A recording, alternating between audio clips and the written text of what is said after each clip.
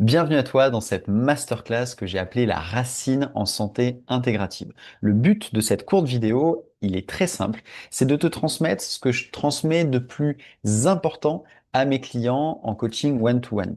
L'idée ici, c'est que tu comprennes qu'il y a à peu près qu'une seule racine qui explique tous tes problèmes de santé. Tu verras que bien entendu, elle prend des formes différentes en fonction de chacun, mais la connaissance de ça, ça va te permettre de devenir autonome et de mettre en place des choses concrètes pour toi, pour ta santé. Les bénéfices qu'on va aborder aujourd'hui, les bénéfices de regarder et de comprendre cette fameuse racine.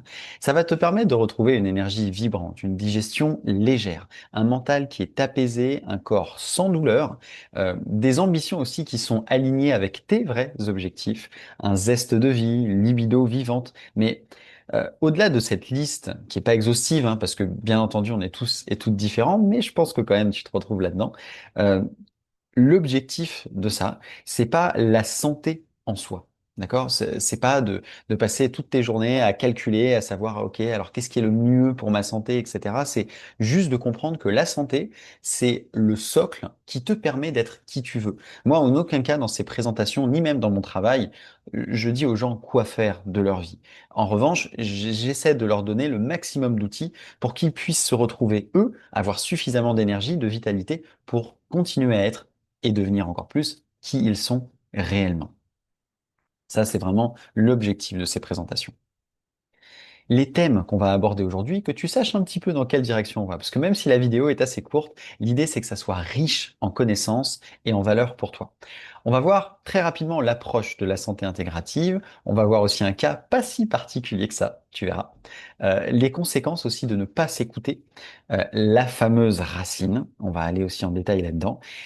Cette notion de responsabilité, ça c'est super important parce que tant qu'on n'embrasse pas ça, personnellement, c'est très difficile de mettre des choses en place. Et là, on va essayer de la regarder sous un angle un petit peu différent. Et enfin, bien entendu, sinon cette vidéo n'aurait aucun sens, des solutions très concrètes pour que tu puisses agir dès la fin de cette vidéo pour ta propre santé et de manière efficace et pérenne. Juste quelques petits mots très rapidement sur moi, la personne qui va te faire cette présentation. Donc moi, je m'appelle Nicolas, je suis infirmier depuis 2014. J'ai bossé dans pas mal de services, urgence, chirurgie, orthopédie, psychiatrie. J'ai fait de la médecine générale aussi. Donc ça a été une entrée, on va dire, un peu parfois violente dans le monde de la santé, mais ça m'a au moins permis d'avoir une vision assez complète et globale de comment aujourd'hui la médecine peut percevoir le corps et l'esprit. Euh, je te mets des infos, tu regarderas si tu as envie de faire pause là-dessus, mais on y reviendra après dans la présentation. Ce qui était important pour moi, c'était aussi de t'expliquer que mon travail aujourd'hui, c'est vraiment un acte de gratitude, un chemin vers plus d'humain, plus de paix intérieure pour une société peut-être un peu plus sensible et un peu plus consciente. J'ai conscience quand j'échange avec des clients, puis avec mes amis, mes proches, etc. J'ai conscience que j'ai eu la chance d'avoir une enfance et une jeunesse très douce, très simple, dans laquelle j'ai pu me stabiliser et me construire. Et aujourd'hui, la meilleure façon que j'ai de un peu de remercier la vie de cette douceur et de cette stabilité que j'ai eue, c'est d'essayer de transmettre ça au maximum aux personnes qui peut-être, eux, n'ont pas eu cette chance avant. Concernant mes diplômes, donc comme je te disais, depuis 2014, infirmier, j'ai fait pas mal de formations aussi de professeur de yoga, un peu plus de 600 heures.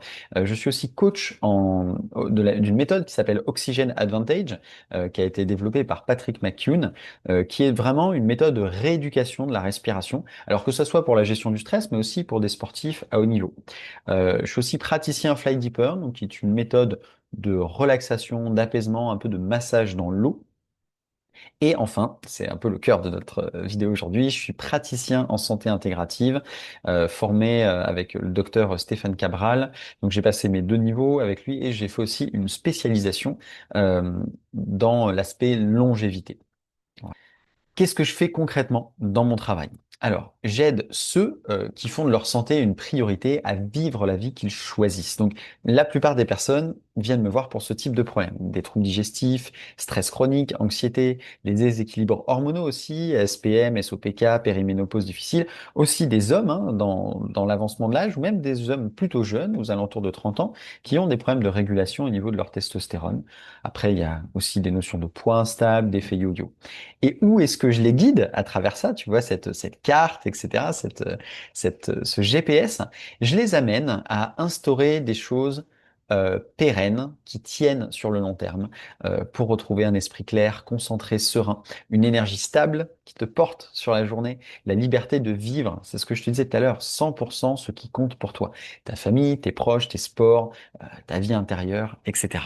Un écosystème en harmonie. Tu vas voir, aujourd'hui, j'utilise pas un PowerPoint pour la présentation effective, mais plutôt une mind map. Ça va te permettre un petit peu de voir comment je vois la santé de manière arborescente. Un écosystème en harmonie, c'est le cœur aujourd'hui de notre vidéo. Alors, je vais te raconter d'abord une histoire pas si originale que ça. Un jeune homme de 30 ans qui est venu me voir il y a quelques années, qui n'avait pas écouté intimement ses besoins intérieurs pendant plus de 7 ans. Une alimentation pas fonctionnelle, un sommeil insuffisant, peu d'activité physique, des habitudes liées aux symptômes. Euh, Ça a été quoi la conséquence de ça? Donc, c'est un peu le cœur de notre vidéo là. Tu es venu voir parce que tu es venu voir cette vidéo parce que tu voulais comprendre la racine de tes problèmes. Mais c'est intéressant de voir les conséquences de cette racine sur ta vie. Donc là, c'est un cas intéressant. Qu'est-ce que ce jeune homme, pendant 30 ans, qui a 30 ans, qui ne s'est pas écouté pendant 7 ans, ça a amené chez lui? Conséquence, une testostérone équivalente à celle d'un homme de 60 ans, alors qu'il avait 30 ans. Peu de force, peu de libido, peu d'ambition, difficulté à affirmer ses positions et ses choix, beaucoup de stress mental, un besoin constant de soutien externe, de la fatigue, des douleurs articulaires et digestives aussi, très important, beaucoup de ballonnements, de gaz. Ça, c'était fort.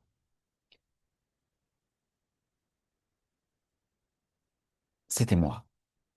Ça, c'est quelque chose qui m'a beaucoup alerté, beaucoup réveillé, et à force d'accumuler tous ces symptômes, à un moment, je me suis dit qu'il était vraiment temps d'avancer et de comprendre pourquoi tout ça s'était déséquilibré. Tout ça pour te dire que je comprends d'où tu viens et je comprends que cette racine, elle est problématique, donc on va plonger dedans directement. Les conséquences d'une non-écoute de son fonctionnement interne, tu viens de le voir, tous ces troubles au niveau de la digestion, de l'énergie, du mood, de la force, de la libido, et tu vois à quel point ça impacte toute la vie après, la manière dont la personne se sent, dont elle interagit aussi avec ses collègues, ses amis, sa famille. Vraiment important. Ok, maintenant qu'on a les conséquences de ces problèmes, c'est quoi la cause? Parce que c'est pour ça que tu es là. Cette fameuse racine. On va la voir tout de suite. La physiologie. Ok. L'unique raison pour laquelle tu as des problèmes de santé aujourd'hui, c'est le stress. Alors, attention, le stress a trois grandes sources, trois grandes portes d'entrée différentes, et on va les voir tout de suite. La première porte d'entrée, c'est le stress dit exogène. Donc tout ce qui est à l'extérieur de ton corps et qui vient te perturber en interne. Qu'est-ce que j'entends par stress exogène? Ce que tu vas pouvoir manger, boire, mettre sur ta peau, les cosmétiques, ta façon de penser aussi. Si à chaque fois que tu prends la voiture, tu t'énerves énormément parce que tu es dans les bouchons, parce que la vie est dure, etc., tout ça, ça va impacter très fortement le corps en interne. Tu vois, souvent quand je dis aux gens, c'est le stress qui perturbe ton système, la plupart du temps, on voit le stress un peu comme de l'angoisse. Tu vois, cette discussion que t'as pas envie d'avoir avec ta famille ou avec ton copain ou avec n'importe qui, tu sais, ça te stresse, ça met la boule au ventre, etc. Ça angoisse, ça stresse. Ça, on l'identifie comme le stress. Sauf que comme je viens de te dire, ce que tu vas manger peut te stresser ou non.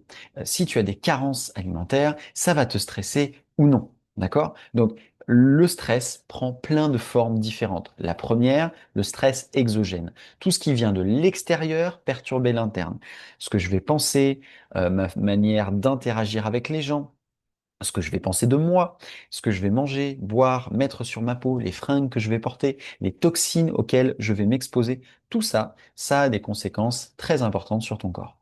La deuxième source d'entrée, C'est une perturbation du système digestif. Ça, pareil, si tu as des éléments comme des parasites, comme une personne sur trois, hein, Candida albicans, SIBO, Helicobacter, des virus, ça, pareil, tu ne le ressens pas comme du stress, comme quand tu t'embrouilles avec quelqu'un. Tu vois, ça vient pas forcément te serrer le ventre, t'angoisser. Pourtant, ça a la même conséquence. Ça génère du stress physiologique et ça va impacter ton corps de manière profonde. Et la troisième porte d'entrée, c'est une infection virale ou bactérienne. Ok. L'ensemble de ces facteurs apporte du stress à l'organisme, ce qui a pour conséquence finale de diminuer progressivement les fonctions vitales. L'image derrière ça, elle est plutôt simple. Je pense que tu l'as déjà entendue. Imaginons que tu te balades dans la forêt, tu vas te retrouver face à un tigre, peut-être.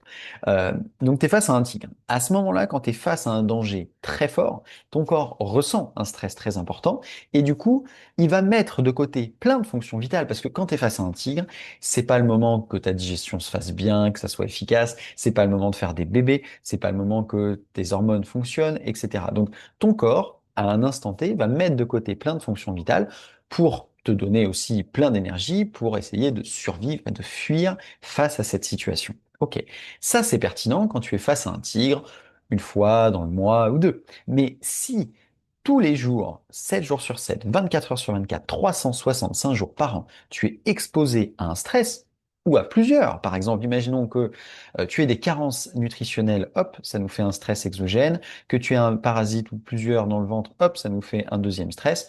Voilà. Si tu es exposé à ce stress tous les jours, 24 heures sur 24, au fur et à mesure du temps, c'est variable en fonction des gens, mais tes fonctions vitales vont diminuer progressivement et c'est là que beaucoup de symptômes vont survenir au fur et à mesure du temps, comme ceux que je t'ai décrits que moi, j'ai pu expérimenter au départ.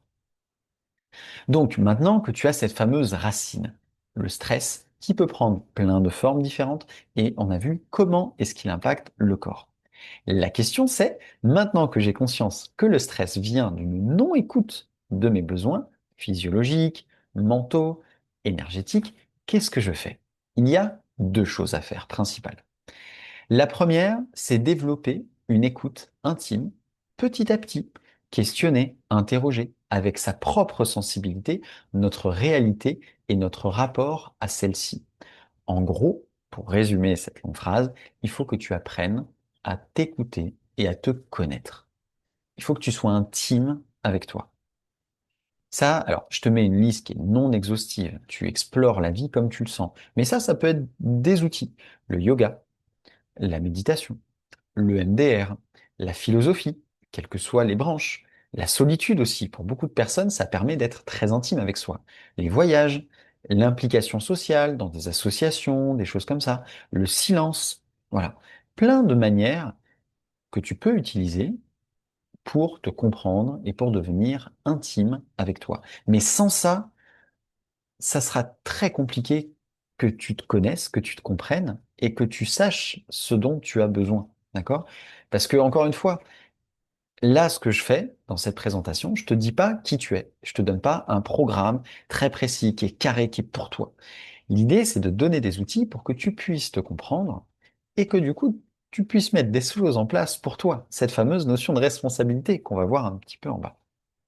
Donc, première chose, développer son intimité avec soi, se comprendre, se connaître. Tu peux utiliser plein d'outils différents. Et ensuite, bien sûr, se reposer sur des systèmes éprouvés. En gros, des systèmes qui marchent. Pourquoi? Parce que non, j'ai beau me sentir unique, euh, je rencontre les mêmes problèmes que toute l'humanité depuis 300 ans. Alors, je dis 300 ans parce que je parle des problèmes du monde moderne, d'accord? Je n'ai aucune prétention de savoir quels problèmes pouvaient rencontrer les gens de la Renaissance ou du Moyen Âge ou bien avant. On parle du monde moderne avec sa toxicité, son influence, sa surstimulation, etc. On va parler plutôt de ça, d'accord? Donc, se reposer sur des systèmes éprouvés, ça, c'est super important. Mais juste avant qu'on aille sur les choses concrètes de savoir quoi mettre en place, c'est très important d'embrasser cette fameuse notion. Mettre en place des choses implique une notion essentielle, la notion de responsabilité.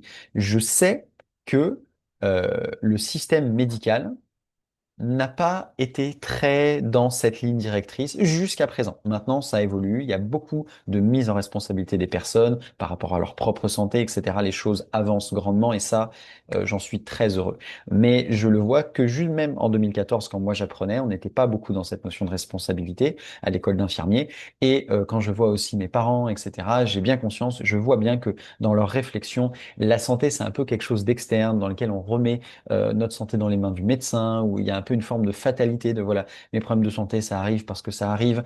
Il y a pas assez cette compréhension que je suis responsable de ce qui se passe. Et ça, c'est très important de l'embrasser si on veut avancer.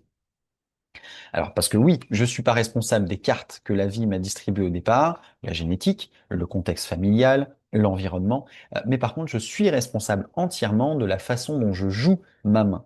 Chaque choix compte, l'alimentation, le sommeil, la gestion, les relations, reprendre la responsabilité de ma santé, c'est vraiment reprendre le pouvoir sur ma vie. Et ça, c'est super intéressant à embrasser.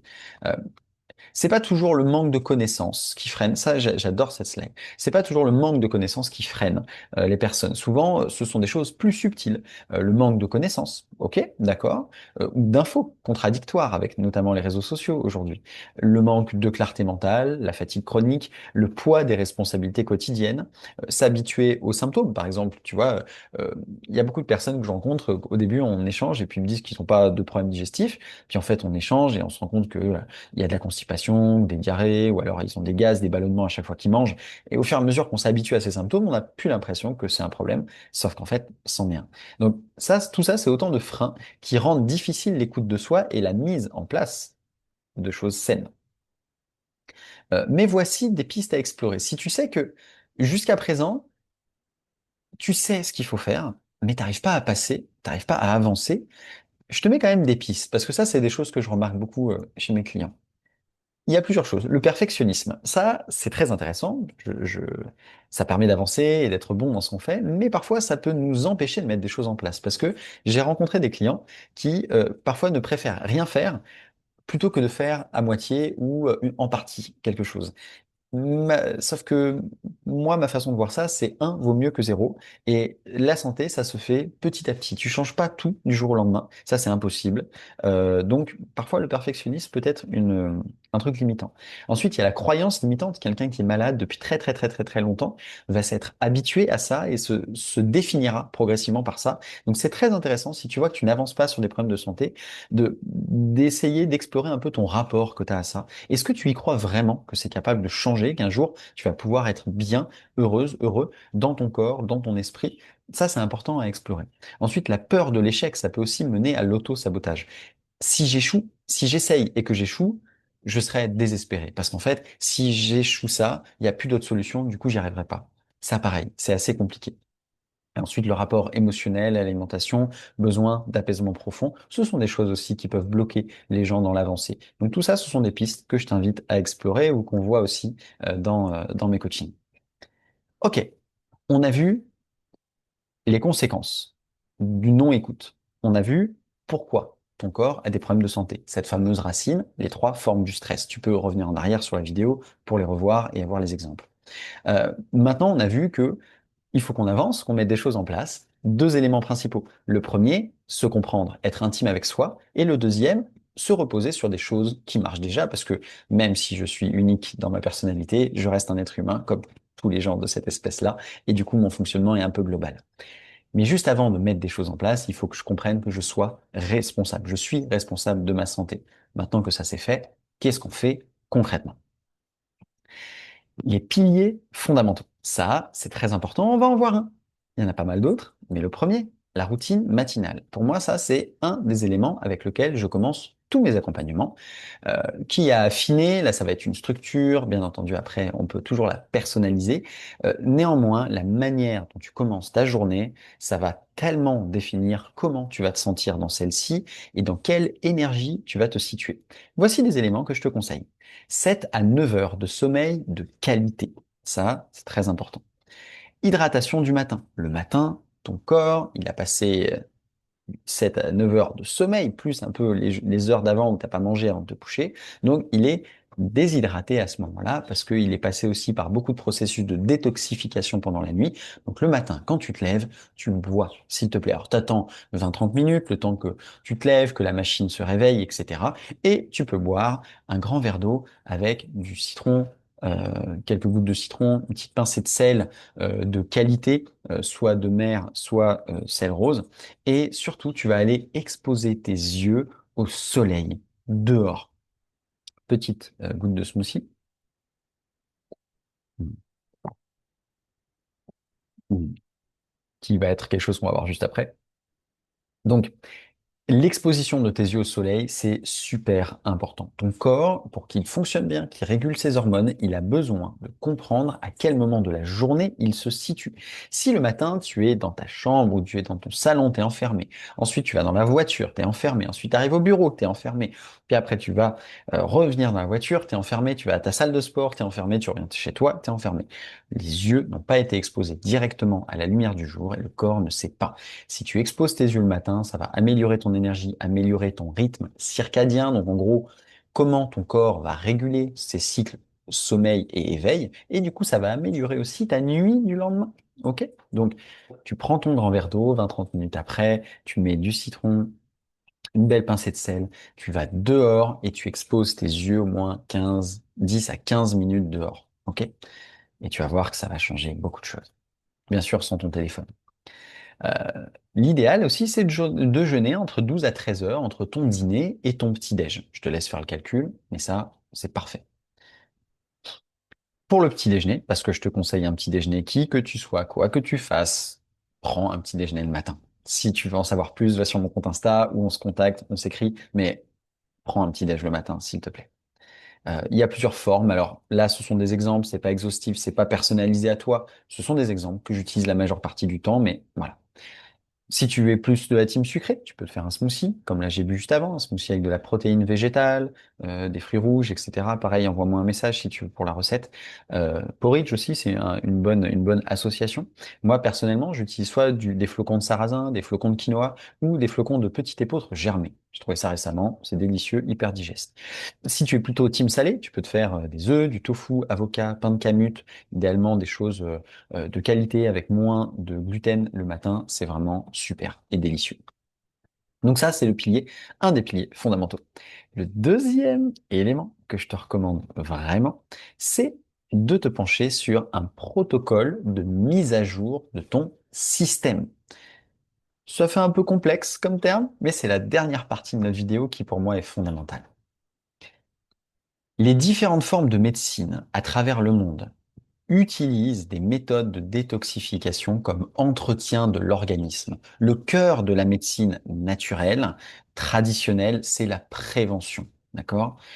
Des exemples. Dans l'Ayurveda, donc la médecine traditionnelle ancestrale indienne, l'Ayurveda propose des cures saisonnières appelées Panchakarma, conçues pour éliminer les toxines, ama, et rééquilibrer les énergies vitales, les doshas. Cette détox se déroule en trois phases. Il y a une préparation avec de l'huile, la diète, des sudations, purification avec des lavements, des vomissements, des purges, et ensuite régénération, récupération. Elle est traditionnellement, ça c'est très important, pratiquée 2 à 3 fois par an, notamment au printemps, l'automne. Le tout s'accompagne de plantes, de massages, d'alimentation adaptée. Qu'est-ce qui se passe dans les autres? La médecine traditionnelle chinoise. Une détox vise à harmoniser le qi et à éliminer les stagnations, la chaleur, l'humidité interne. On travaille sur différents organes. Tu vois, là, je vais te laisser lire, mais l'idée, c'est que dans chacune de ces médecines traditionnelles, l'entretien du corps, la compréhension que le corps, petit à petit, se fatigue, accumule des toxines, est exposé à du stress, etc., environnemental interne, nécessite de l'entretien. Comme tu vas faire la révision d'une bagnole, même si notre mécanisme est bien plus complexe que juste de la mécanique, on est d'accord, hein, il y a l'aspect énergétique, émotionnel, etc., qui impacte tout autant que la mécanique elle-même, mais c'est de comprendre qu'on a besoin d'entretien. D'accord? Ça, c'est crucial. Euh, La médecine sibérienne aussi, en Russie, ils vont utiliser pas mal de détoxification avec le chaud, avec le froid, avec les bains, la sudation, etc. C'est très important. Et dans certaines médecines africaines traditionnelles, on va utiliser aussi pas mal de plantes pour venir purger. euh, voilà. Et puis ces rituels sont souvent pratiqués en lien avec des événements particuliers de la vie, des cycles qui visent autant la santé physique que spirituelle. Il y a vraiment cette notion intégrative aussi dans leur approche. La fréquence dépend du besoin individuel, communautaire, s'accompagne de chants, de jeûnes, de cérémonies guidées. Alors, bien entendu, aujourd'hui, on pratique des approches. Moi, je pratique une approche de la détox moderne, une détox issue de la médecine fonctionnelle qui est très adaptée à nos rythmes de vie, à notre cadre, à notre culture, etc. Et puis qu'on améliore aussi avec nos connaissances modernes. Mais ça, c'est aussi quelque chose que je te conseille grandement de faire, de mettre en place. D'ailleurs, je t'invite, si tu as envie d'en savoir plus, j'ai aussi un cours spécial sur la détox de médecine fonctionnelle que tu peux faire chez toi directement et avec le protocole directement, avec les compléments qu'on utilise hyper spécifiques pour le foie, pour régénérer, pour sortir les toxines efficacement. C'est vraiment un processus incroyable avec lequel je commence 99% de mes coachings et qui permet que tout ce qu'on met en place après soit bien plus efficace. Voilà. Donc ça, ce sont les deux choses principales que je te recommande de faire. S'écouter, devenir intime avec soi, embrasser sa responsabilité, intégrer des piliers fondamentaux. Là, on a vu le premier, cette fameuse routine matinale, et ensuite des protocoles, un protocole au moins de mise à jour du système, d'entretien interne, de prévention des maladies pour le long terme. Quand on cesse de vouloir devenir, alors on devient disponible à ce que l'on est profondément. Encore une fois, l'idée de ça, c'est pas te dire qui tu es et qu'est-ce que tu dois faire, c'est que la santé devienne un socle, un support pour que tu puisses être heureux, heureuse et faire ce qui te parle, être intime avec ton propre fonctionnement, retrouver l'énergie d'être pleinement là pour ceux et celles que tu aimes, retrouver l'élan aussi de ce qui te fait vibrer. Moi, là, j'ai mis une photo de voyage parce que ça me touche particulièrement, mais comme je te disais, ça peut être tellement de choses différentes et voilà, une santé solide pour incarner pleinement tes ambitions. Ce qui est très important pour la dernière slide, c'est de comprendre que le bon moment, le moment parfait, ça n'existe pas. Il y aura toujours un anniversaire, un voyage, un imprévu, un plus tard, parce que là, je ne peux pas, parce que là, je fais des choses. Mais ceux qui ont transformé leur santé ont tous un point commun. Ils ont embrassé leurs responsabilités sans attendre que tout soit idéal. D'accord? Et ils ont mis en place les choses maintenant. Ça, c'est crucial. Donc, si cette approche, ça te parle, que tu sens que c'est ton moment pour ça, ma page Instagram, du coup, nicolas.coach.santé, sur lequel tu peux retrouver énormément d'informations gratuites que tu peux mettre en place directement en place dans ta vie. Mais aussi, tu peux me contacter directement et puis on va prendre le temps de comprendre ton histoire, de voir clair dans ton parcours. Et c'est là que tout commence.